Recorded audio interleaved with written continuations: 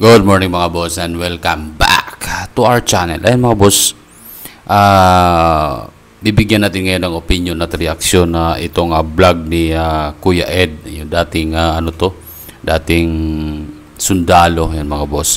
At regarding ito sa pagsabi ni General Bronner na makikipaggera daw yung Pilipinas. Sabi niya. At bago natin komentuhan mga boss, please like, share, and subscribe sa ating channel. Ayan mga boss, umpisahan na po natin. Ayan, panoorin. Kuya Ed, part 2 sa aking post kanina regarding sa panawagan. Gusto ko lamang kayong bigyan ng komento tungkol po sa post na ito. General Bronner sinasabing kayang makipaggera ng Pilipinas ng 30 araw habang naghihintay sa tulong ng kaalyado.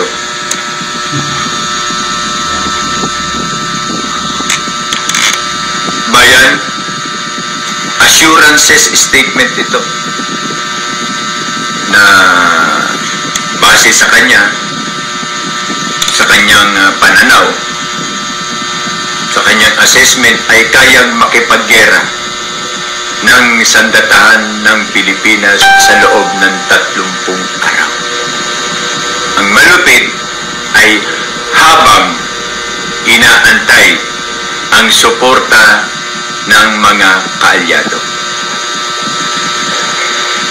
Bayan, hindi ko alam kung ano ang statement na ito.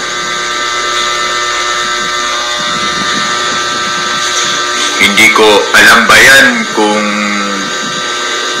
wasto sa desisyon o yung sinasabi natin National Security and Defense Panel ng bansang Pilipinas ay nakahanda tungkol dito sa 30 days digma. Ano kaya ang nasa isip ng taong to? Mobile Legend? Box game?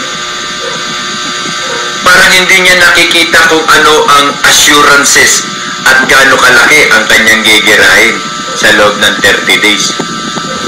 Kung tatagal ng 30 days ang tropa without any support of logistics and foods and ammunition. Bayan, alam ko po na may kanya-kanya po tayong pananaw tungkol dito. Well, in a gentleman way, pwede niya yan sabihin.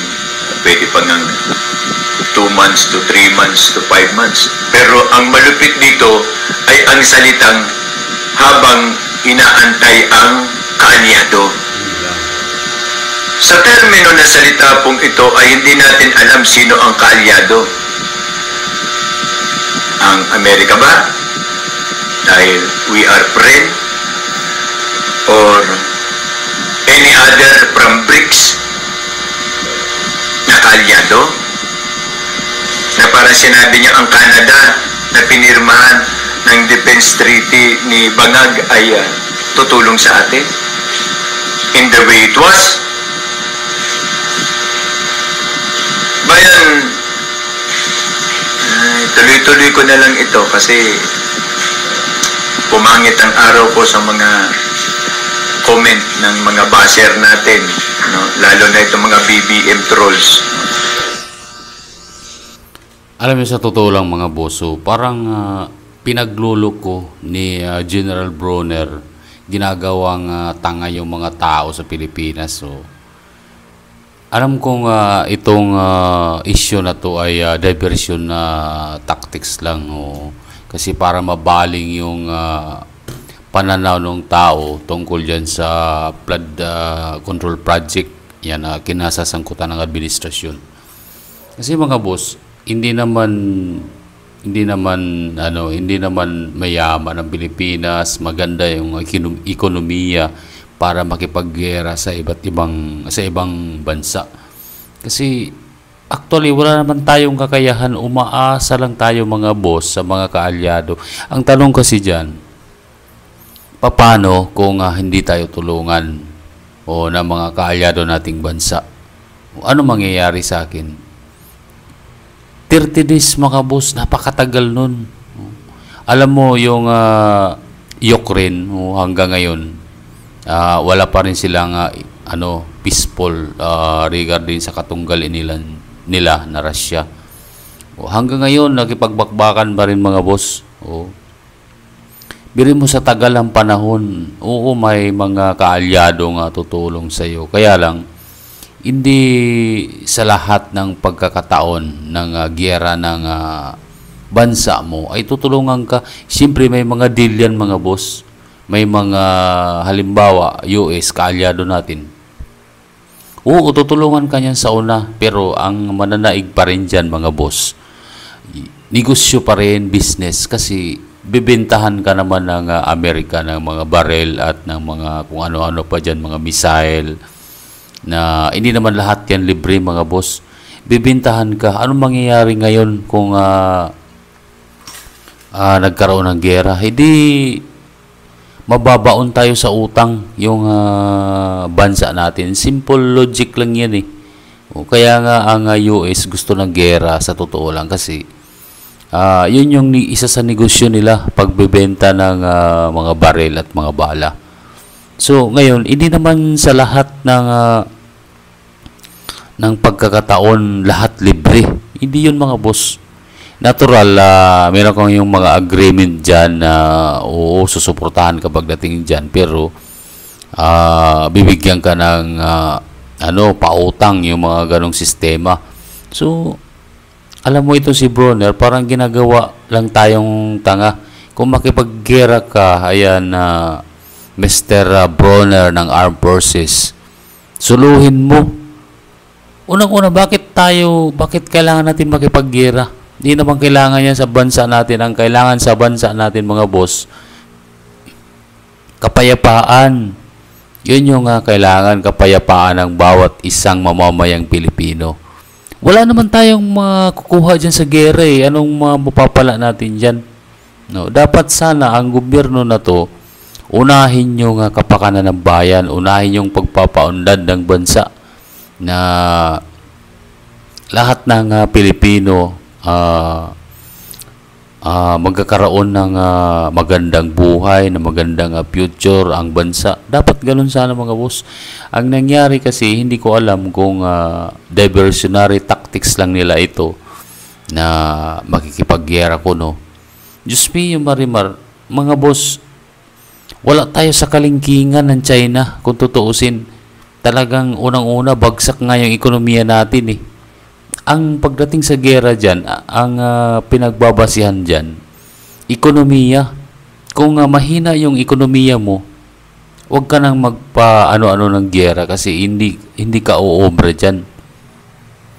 Iwan ko saan napunta yung mga isip nitong mga leader natin dito sa bansa na wala namang ginawa kundi mamulitika, yan, cover up sa mga pangyayaring flood control project, yung mga korupsyon.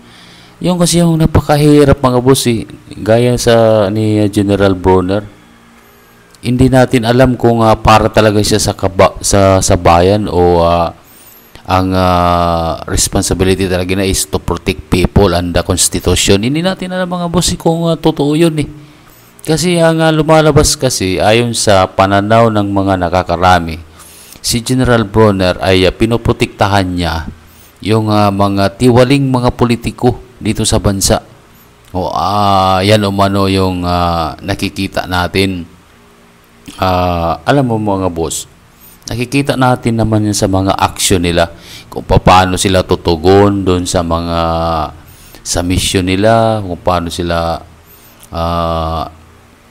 magpahayag ng mga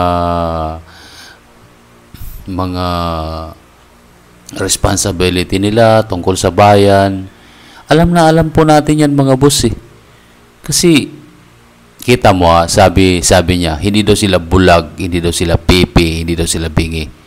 Ano ngayon nakikita nyong corruption dyan sa bansa natin? Hindi nyo nakikita yan? Ano yung action nyo ngayon dyan? Ang problema naman kasi,